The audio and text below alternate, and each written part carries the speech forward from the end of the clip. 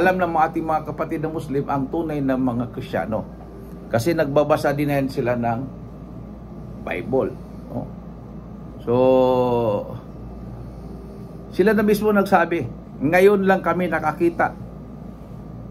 Ngayon lang kami nakakita ng tunay na Kristiyano. Akala nila minamahal yung tunay na Kristiyano ay mababasa mo lang sa Bible, sa New Testament.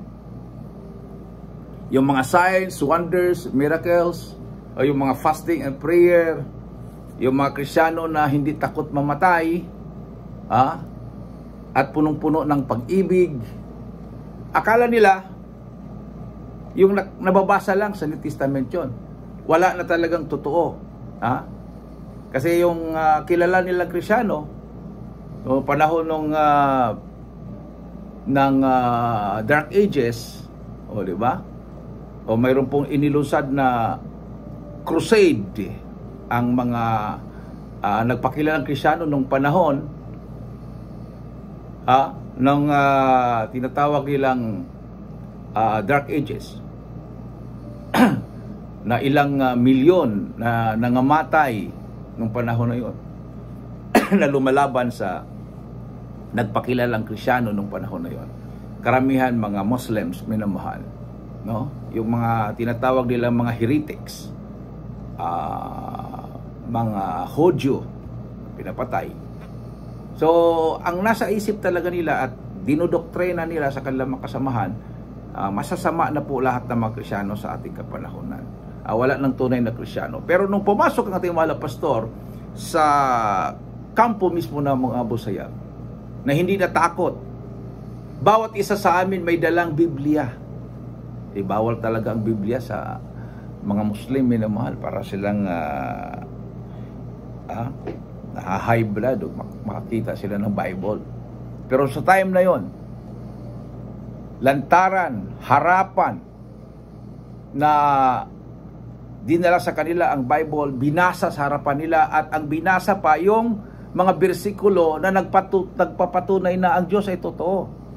Katulad ng Isaiah 54:17, pinabasa sa akin ng ating kagalang-galang at minamahal na pastor, walang almas na ginawa ng tao magtatagumpay laban sa'yo. Tingnan mo yan pag basahin mo yan sa harapan ng mga taong walang, hindi natatakot pumatay. Talaga ma-challenge yan. Basahin nga natin yung versikulo na yan. Isaiah 54:17.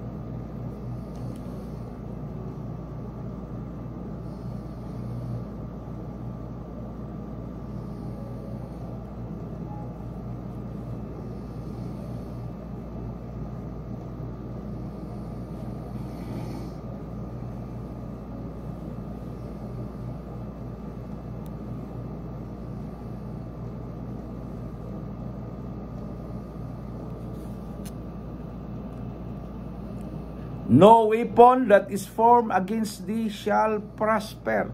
So, yung sentence na yan, minamahal, nung binanggit ko yan sa harapan ng mga Abu Sayyaf na ang kanila pong mga baril ay nakatutok sa amin habang nangangaral ang ating mahal na pastor noong July 1, that was year 2000, ay talaga namang nanggalaiti sila sa galit. Yung iba nagpaputok ng baril. Pero mahal pastor, hindi siya natakot. Tuloy-tuloy siyang nangaral na ebanghelyo.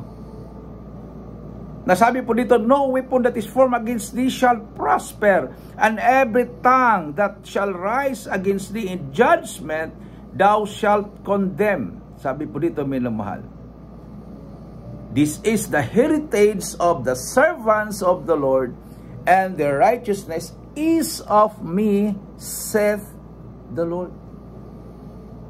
Ito ay mana. This is the heritage of the servants of the Lord. Pag ikaw ay totoong servant of God, ikaw ay totoong alagad ng Diyos, nagmamanifest ito sa iyo. Mana yan eh. Huwag mong sabihin na Hindi yan literal. Bakit literal na nangyayari sa buhay ng ating mahal na pastor? Sa galit ng Abu Sayyaf, pinaputok ang kanyang armalite sa itaas, tinutok sa kanyang katawan, kinalabit ng ilang beses. Walang bala na pumutok.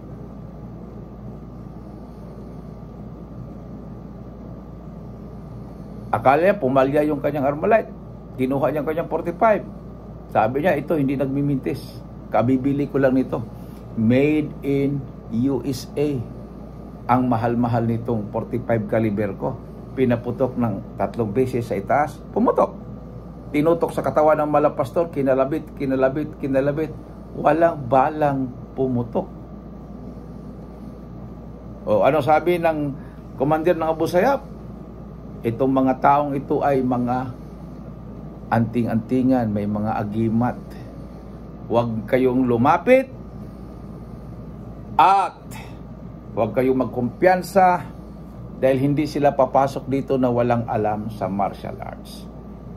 Siguro ang bawat isa sa kanila ay mga champion sa karate yan. So papatay muna sila ng marami sa atin bago natin sila mapugutan ng ulo. Tingnan sila na mismo yung kumbaga nagsasabi. Ibig sabihin nagkaroon na talaga sila ng takot.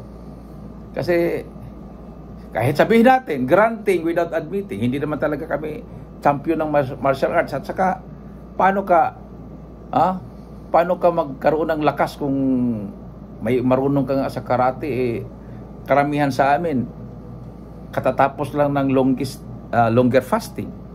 Mayroong nakapag 40 days. With 40 days fasting, walang pagkain po yan, araw at gabi. Kunting tubig lang. May 21 days. Kabibrik lang. Kahit sabihin natin may alam ka sa martial arts, wala kang lakas eh. Wala kang lakas dahil ang naramdaman mo yung gutom, yung uhaw. So sabi ni Robot, parusahan natin sila. Kung totoo nga na sila ay mga lingkod ng Diyos, huwag sila pakainin. Hindi kami pinakain. After 7 days, sila din ang sumuko. Kumain na kayo. Kasi kung anong mangyayari sa inyo dito, kami ang sisihin ng gobyerno. Sabi ni Robot, kailangan sumunod ka sa akin. Ako ang commander dito. Sabi ng malapastor, commander ka lang ng Abu Sayyaf, hindi ka namin commander. Ang commander namin ang Panginoon na nasa langit. Sasabihin mo sa isang commander ng Abu Sayyaf na ganun, kung hindi ka totoong lingkod ng Diyos, isang bala ka lang. So, biglang natauhan yung kilabot na terorista. Sabi na, sige, ano ang may paglingkod namin sa inyo? Sabi ni Malapastor, tubig lang. Tubig lang. Sabi niya, nahihiya kami sa inyo, bisita kayo dito. Tapos painumin namin kayo ng tubig na galing sa balon. May mga kiti-kiti yun, may mga itlog ng lamok, may mga yung palaka. So mag-antay kayo. Within 30 minutes, nandito na, mag-order muna kami ng mineral water sa Hulo. Kasi nandoon kami sa Talipaw nung panahon na yon. So ilang minuto yon. 15 minutes pababa, 15 minutes pabalik. So mga 30 minutes estimate. After 30 minutes, karton-karton na tubig na mineral water, tag 1 litro yung binili. Kung hindi ako magkamali, minimal yung Viva mineral water. Ewan ko kung mayroon pang ganong mineral water ngayon. Viva, tag 1 litro binigay sa amin, 13 kami. Talaga naman ang sarap uminom, minamahal. Talagang pag inom ko, parang gusto kong ubusin na yung 1 litro. May Abu Sayyaf na lumapit sa akin. Sir, patikim. Sabi niya, patikim daw kasi sarap-sarap kong uminom eh. Kala niya may lasa. Nung tinikman niya, ay tubig pala. So, pagkatapos nun, bumait na sila. Sabi nila, naniniwala na kami na kayo ay padala ni Allah para sa kapayapaan ng Sulu. Hindi lang po kapayapaan ng Sulu yon, kundi kapayapaan ng buong Pilipinas.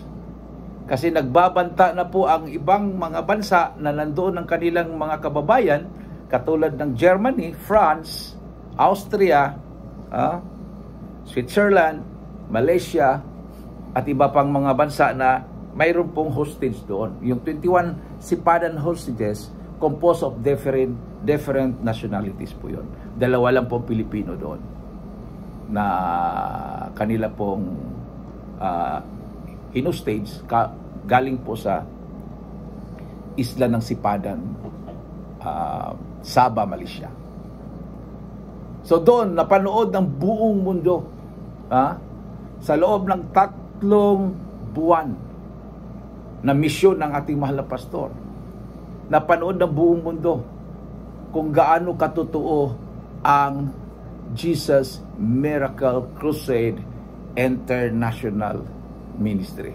So yung 3 araw na planong misyon, sabi nga ng mahal na pastor sa unang araw pa lang, kung loobin ng mahal na Panginoon itong 3 araw na misyon natin ay magiging 3 buwan, papayag ba kayo?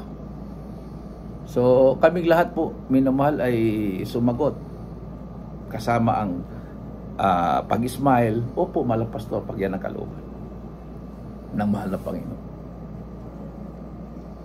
Kung loobin ng mahal na Panginoon, kung mapugutan tayo ng ulo lahat at mamatay tayo lahat, handa na ba kayo? Sabi namin, opo, mahal na pastor, mamatay mabuhay sa Panginoon. Sabi niya, yan ang 100% na pananampalataya. Mamatay mabuhay sa Panginoon. Pero walang mamamatay sa atin, makalabas tayo lahat buhay. Ano mo? Sinukat lang pala yung pananampalataya namin kung kami ay natakot. May mga time na sila po ay na-provoke ang mga Abu Sayyaf, kami nagpupuri.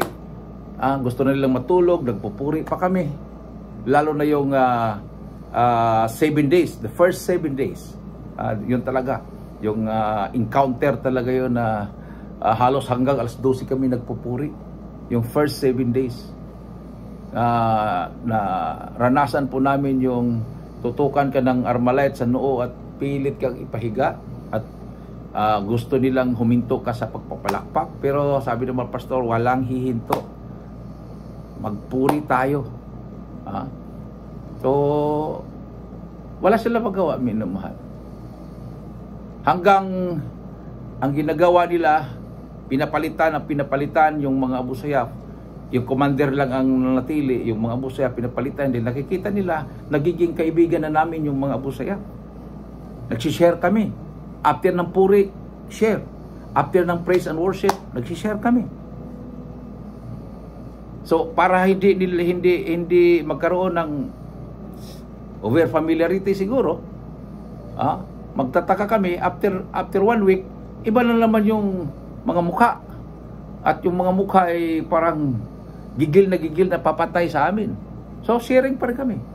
So niloob ng wala Panginoon yun, para kung ilan sila doon sa Sulo, kung ilan yung mga kumbatant ng mga teroristang Abu Sayyaf doon, ay lahat sila, dahil pinapalitan, so lahat sila na bahagian ng salita ng Panginoon. Lahat na pumunta doon para magbantay sa amin habang kami ay nag-aayuno. At hindi pa huminto ang kaaway, minamahal. Nung nakalabas na lahat ng mga sipadan hostages, talagang pinahintulutan ng mahal na Panginoon na magdeklara ng all-out war ang gobyerno during the time of President Joseph Estrada. Pulbusin, gawing abo ang mga Abu Sayyaf. Nagiging collateral damage na kami doon. Pero hindi po nagiging abo. Nandiyan ang malapit noon, kinocoveran niya ang mga lingkod niya na nandoon sa kampo ng Abu Sayyaf. All things work together for good. Yan po yung nakasulat dyan sa Roma 8:28. Pinahintulutan ng Malapinon lahat na bagay. Dahil mayroon siyang plano sa buhay ng kanyang mga lingkod. Ating pong basahin ang Roma Kapitulo 8, versikulo 28.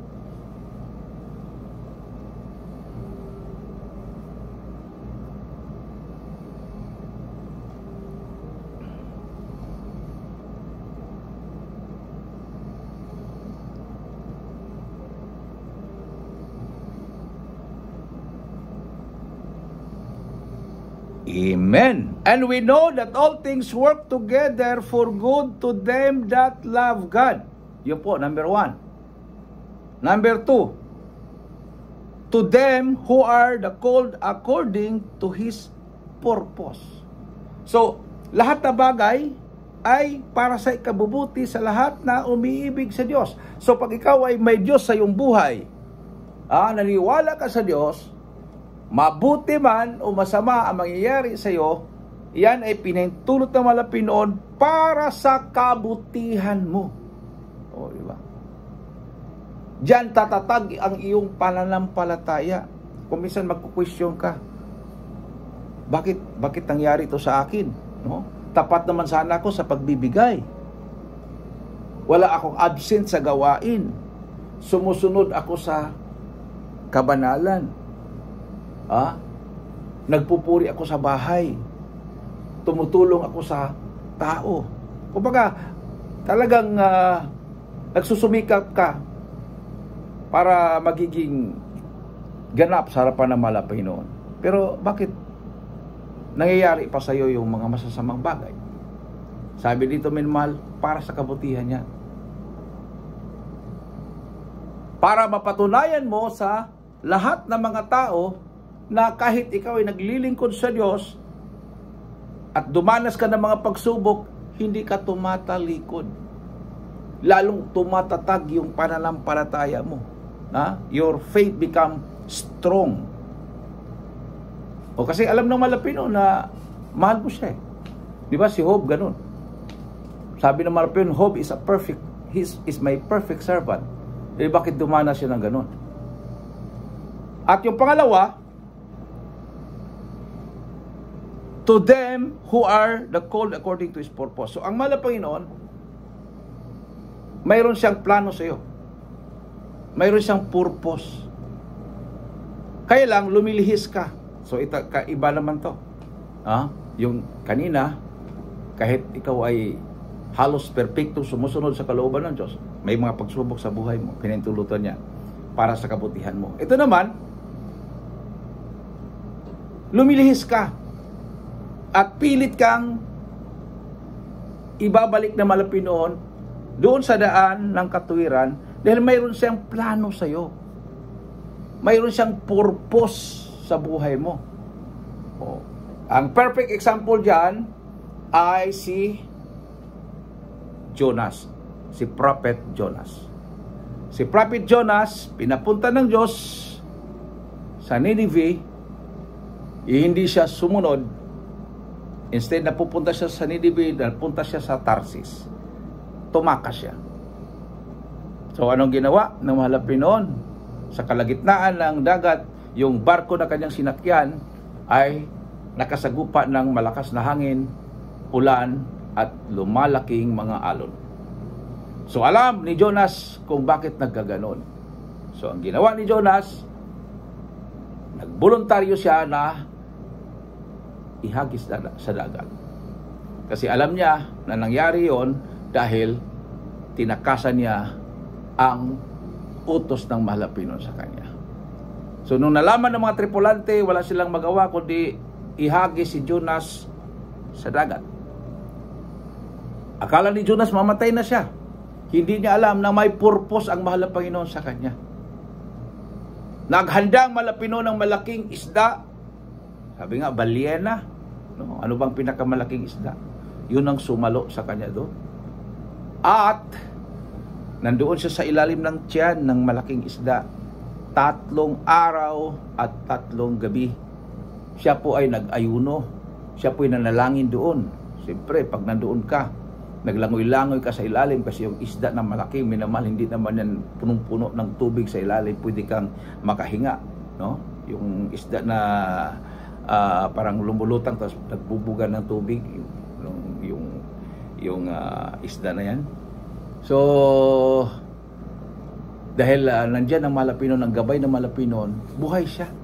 Hindi siya pwedeng uminom, hindi siya pwedeng kumain dahil napakarumi po yung lugar na napuntahan niya. Ilalim ng tiyan ng isda. At after ng 3 days and 3 nights na siya po yung nag-ayuno, na walang kain, walang tubig, ibinuga siya sa baybay ng Nineveh. At tinuloy niya ang utos ng Diyos sa kanya. Tinupad niya at pinuntahan ng hari at sinabihan, sabi ng Diyos, gugunawin ang kaharian ang buong Nineveh. So ang nangyari,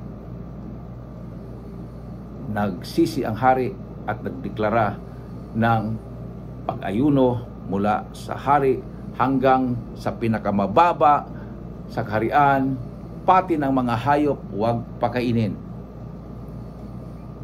So talagang walang excuse kasi pati hayop hindi na pakainin. Ibig sabihin walang magsabi na exempted dahil ako ay napagod, dahil ako ay nag-alaga ng hayop. Wala, pati hayop hindi pakainin. Naawa ang Malapinon at hindi ginunaw ang Nineveh.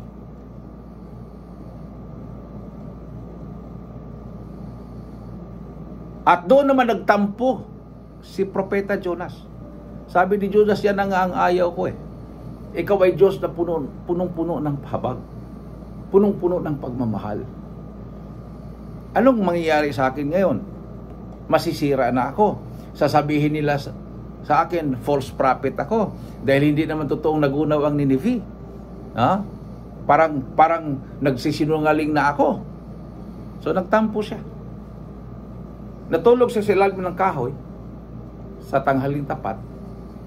Dahil yung kahoy na yun, malalaki ang dahon. Doon siya natulog. Kasama na yung kanyang pagtatampo. At pagising niya dahil parang mainit, nagulat siya. Ilang minuto lang yung pagpikit niya, pagdilat niya, naubos na ng mauud yung dahon ng kahoy. Wala nang takip. Hindi na wala nang lilim. Tumagos na yung init ng araw. Nasayangan siya. Bakit ganun? Ang sayang naman. So narinig niya ang boses ng Diyos nagsabi, sa dahon ng kahoy nasasayangan ka. Hindi ka nasasayangan sa buhay ng mga tao na gusto mong matupad yung sinabi ko sa iyo, nagugunawin ko sila. So na-realize ni Jonas na ang Diyos pala ay mahabagin. No? Mas importante pala ang buhay ng tao, no? Kaysa dahon ng kahoy na sinasabi niyang sayang. Kung minsan ganun, di ba? Maiipit talaga yung mga ngaral ng salita ng Malapinon pag ang mga tao ay magsisi na. Sabi ng Diyos, sabihin mo sa kanila magugunaw, sabihin nila may darating na sakuna, sabihin mo sila may darating na bagyo, sabihin mo sila may darating na lindol. Tapos sabihin mo naman, biglang nagsisi yung mga tao at walang dumating.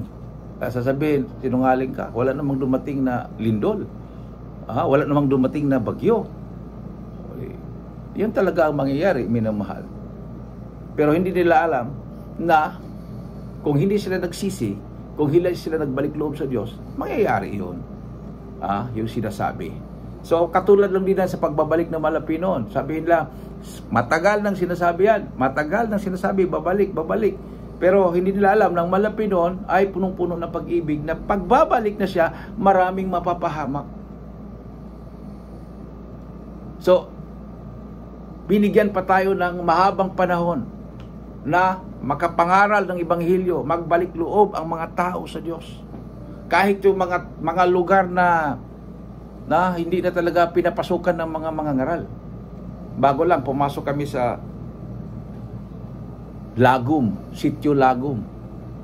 Ang ibig sabihin, Tagalog kasi na, Ilocano kasi yung Lagum o salitang,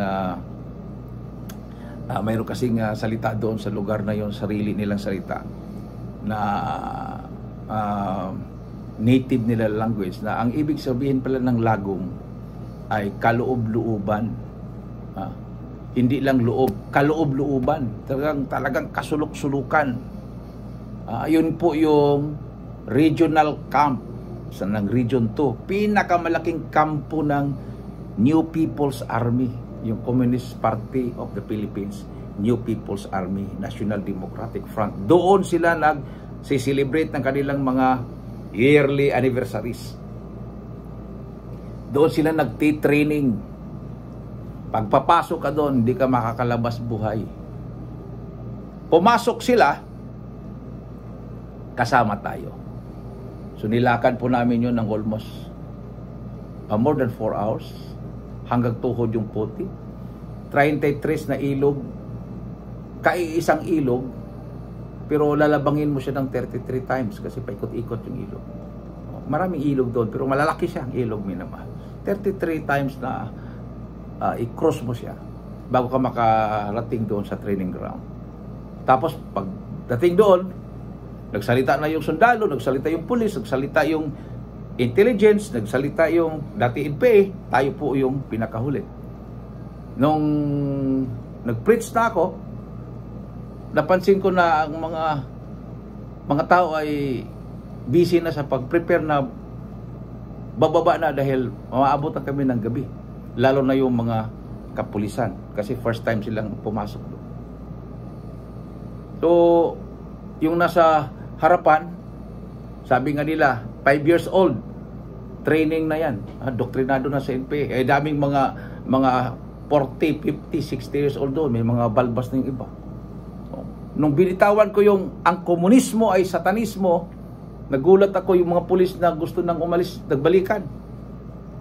Yung mga hindi nakikinig, lumapit sa loob. Siguro, ang nasa isip nila, anytime pwedeng magkagulo, minamahal. Pero dahil sa prayer ng man of God, through the leading prayers of our beloved pastor and the beloved Almeida family, nandiyan yung proteksyon. Lumapit sa harapan yung mga nasa harapan na nakaupo. Lumapit yung mga pulis at mga sundalo. Silang lahat nagtaas ng kamay, sumuko sa mahal na Panginoon. Habang inaawit yung I surrender all ng ating beloved brother Boy Azores at sa kanyang kasamahan. Nag-iyakan yung mga tao. After na sila tumanggap, sabi ng MC, natutuwa siya, sabi niya, yung MC ay isang guro po doon. Kilala niya ang mga tao doon.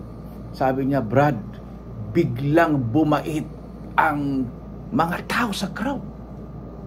Biglang bumait. Tuwang-tuwa siya, minamahal. So pag uwi, marami na palang naisip ang ating beloved brother Boy Azores. Sabi niya, yung pag-awit niya ng I surrender all na umiiyak siya, unang-una, nakita niya na sincere yung mga tao na sumuko sa Malapino. Pangalawa, sinurinder na rin niya ang buhay niya. Dahil papunta pa lang, hindi na niya kayang ihakbang ang kanyang mga paa. Paano na kaya pag-uwi? Sabi niya, bahala ka na sa pamilya ko Malapinon kung ako'y abutan ng malagutan ng hininga habang naglalakad. Ikaw nang bahala sa akin. Sigurado naman ako may papasan sa patay kong katawan. Naman naman nandiyan naman yung mga sundalo. Pero hindi niya alam. Nandiyan ang Malapinon, nagbibigay sa amin ng kalakasan. Nauna pa siya sa amin eh. Nauna pa siya sa amin. Kami yung pinakahuli. Naabutan pa kami ng mga alas 8 ng gabi. Siya nakarating doon sa bahay ng kapitan sa ibaba. Mga alas 6 pa yata. O nauna siya ng mga 1 oras. So, ganun minamahal. Bakit natin ginagawa ito? Dahil tayo lang, sabi nga ng mga sundalo, sila lang ang gumagawa nito. Kasi pag pari ang aming dadalhin, hindi pa kami makarating sa kampo, alam na ng NPA na pupunta kami dahil may kontak sila sa NPA, yung pari. Pag pastor naman ang aming imbitahan, namimili sila ng lugar. Pag lugar ng mga delikado, hindi sila sumasama. Pero ang Jesus Miracle Crusade, walang pinipiling lugar. Kahit kampo ng Abu Sayyaf, pinasok ng kanilang pastor. Tingnan mo yan.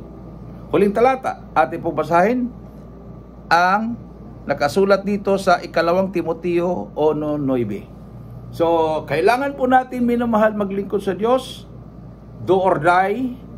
Sabi nga ni Apostol Pablo, for to me to live is Christ and to die is gain. Dahil tayo po ay iniligtas sa malapinon sa kanyang biyaya. No? Hindi po tayo naliligtas sa sarili nating magagandang gawa. Ang malapinon po ang nagligtas sa atin. So wala po tayong dapat ipagyabang. Lahat po yan ay sa mahal na Panginoon. Atin pong basahin, huling talata.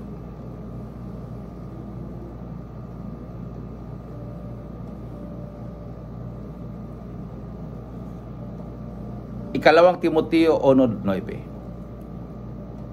2 Timothy chapter 1 verse 9 po.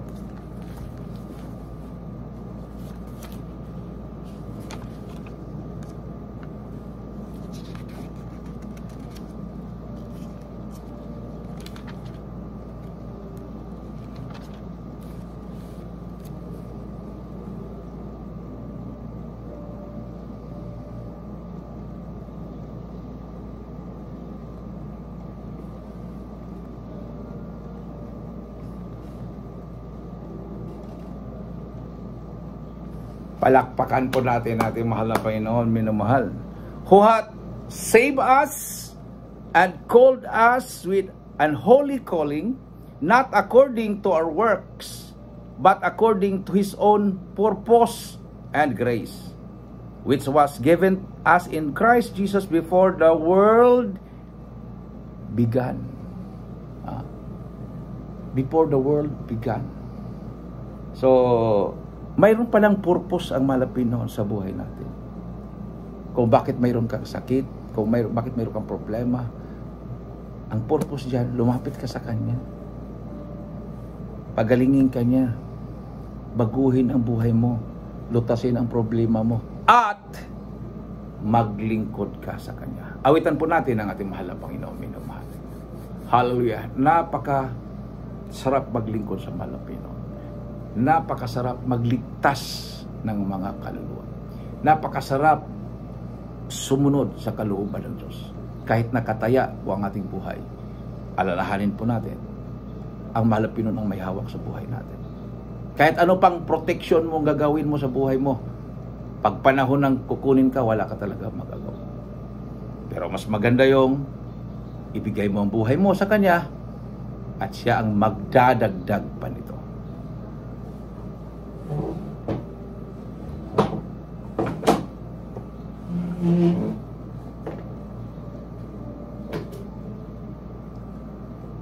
Hallelujah.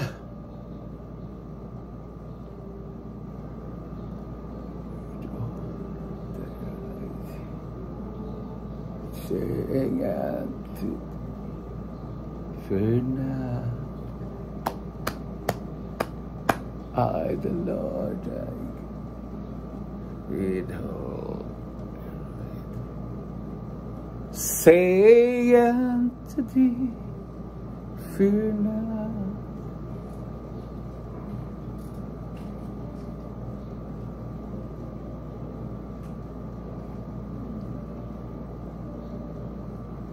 Be not dismayed, for I am thy God.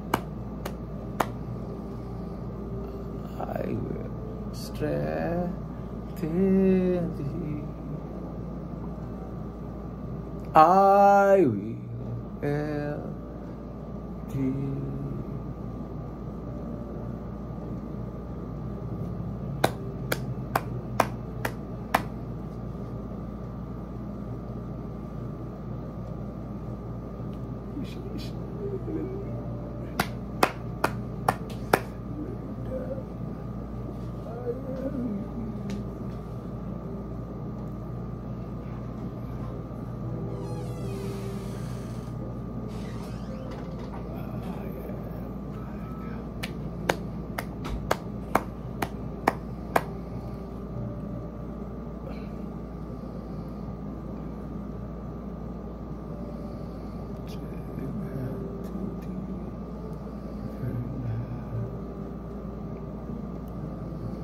I belong.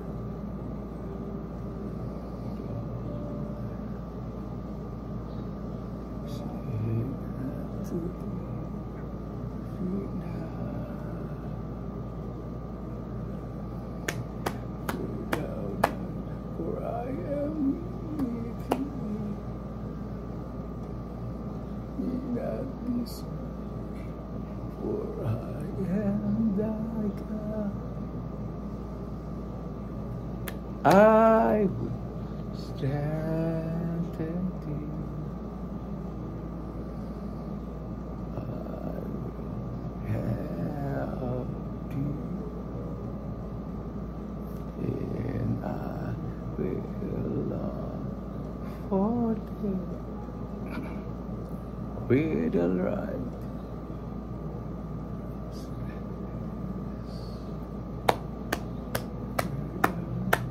For I am with thee. Not dismayed, for I am thy God.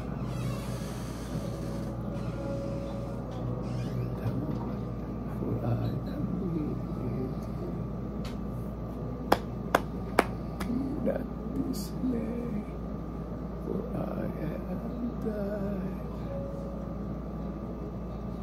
for I am thy. Hallelujah. I will help. Then I. Hallelujah. Hallelujah. Hallelujah. Hallelujah. Oh, my righteousness. Fear not, for I am with thee. Be not dismayed, for I am thy God. Fear thou not, for I am with thee. Be not dismayed, for I am thy God. I will strengthen thee. I will help thee. And I will long for thee. With the right hand of righteousness, fear thou not, for I am with thee. Be not dismayed, for I am thy God.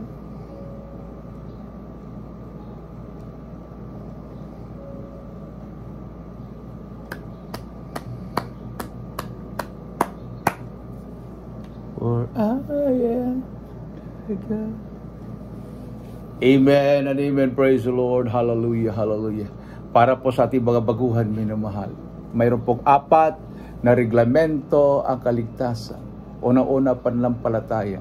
Pangalawa, pagsisisi. Pangatlo, bautismo sa tubig sa pangalan ng Panginoong Hesus. Pang-4, bautismo sa Espiritu Santo.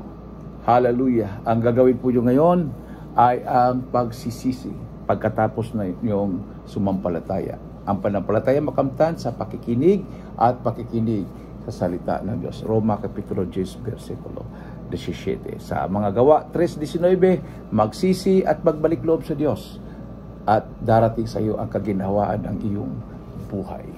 Sa Acts 2:38, be baptized every one of you in the name of Jesus Christ for the forgiveness of your sins, for the remission of your sins. Mapatawad at mahugasan ang inyong mga kasalanan. At ang pang-4, Diyos lang gagawa, Mateo 3:11, bautismo sa Espiritu Santo. So mga sa palang ito, bagitin po niyo minamahal taos puso. Mahal na Panginoong Hesus, maraming salamat sa Ebanghelyo na kaligtasan na aking napakinggan sa oras na ito. Mahal na Panginoon, patawarin mo ako sa lahat na aking mga nagawang kasalanan. Ako po ay taos puso na nagsisisi. tinatanggap kita na aking personal na tagapagligtas. Panginoon, Diyos, Hari ng aking buhay.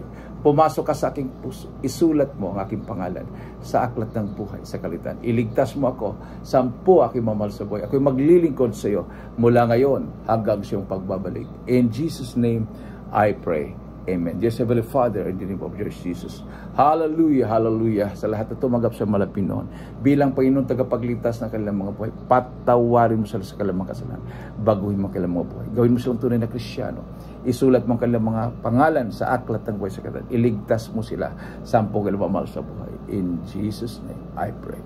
Amen. Ilagay po yung kanang kanang kamay sa inyong ulo at kaliwang kamay sa parte ng inyong katawan na mayroon pong karamdaman minimal. Yung kanang kamay sa ulo, kaliwang kamay sa parte ng katawan na mayroon pong karamdaman. Tayo po'y mag-isang manalangin. Hallelujah, dakilang mga Diyos na makapangyarihan sa lahat at tumanggap sa Malapinoon. Hallelujah, ano makaramdamang taglay sa lahat ng mga kapatiran, sa lahat na nanonood. Hallelujah, patawarin mo sila sa kanilang makasalanan, Malapinoon. Sa dalangin ng aming kagalang-galang at minamahal na pastor, sa panalangin ng kanyang buong pamilya, sama-sama po namin sinasaway. Demonyo ng karamdaman, sakit sa puso, high blood, diabetes, cancer, demons of incurable sickness and disease, cast out, and be healed right now in the mighty name of Jesus. Hallelujah! In Jesus' name, in Jesus' name. Amen and amen. Praise the Lord. Tumayo po tayong lahat, minamahal, bilang pasalamat sa ating mahal na Panginoon. Itaas po natin ang ating dalawang kamay at tumalon po tayong 3 beses. Sabay-sabay po natin isigaw sa malakas na tinig ang Hallelujah, praise the Lord 3 times. Hallelujah, praise the Lord. Hallelujah, praise the Lord. Hallelujah. Praise the Lord. Salamat sa ating Malapinoon. Hallelujah, hallelujah. I love you in the Lord, but our dear Jesus loves you more. God bless, praise the Lord.